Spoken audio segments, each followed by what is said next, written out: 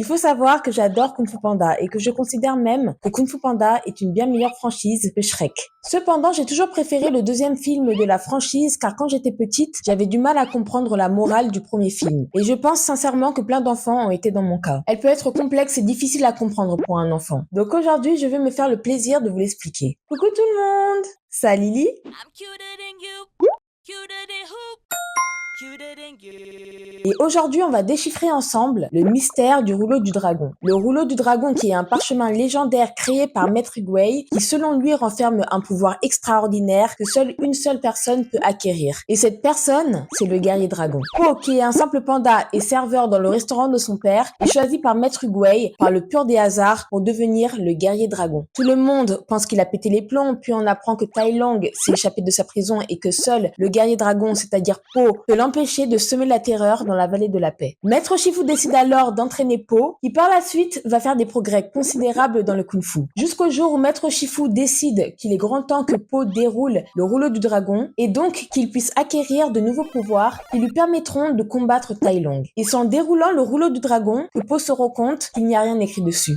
Ça m'a pris 14 ans pour comprendre la morale du film et pourtant j'ai regardé ce film des millions de fois. Tu possèdes déjà en toi ce que tu recherches plus que tout. Voici la morale. Le but du film Kung Fu Panda est que les gens puissent comprendre que pour se sentir spécial, il suffit juste d'y croire. Et ce qui nous rend tous uniques et spécial est juste enfui en nous. Il n'y a aucun ingrédient secret. C'est en nous.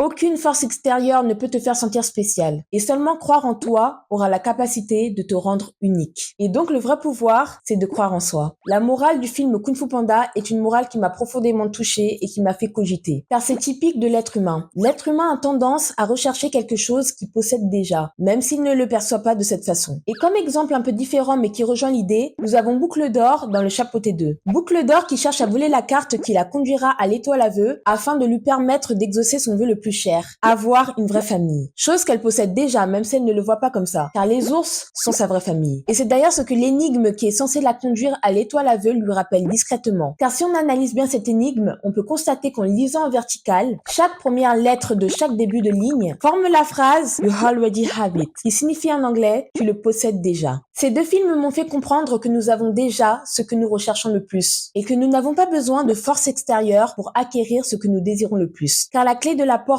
qui nous mènera à notre satisfaction personnelle se trouve juste en nous. Et pour le ressentir, il suffit juste d'y croire, tout simplement.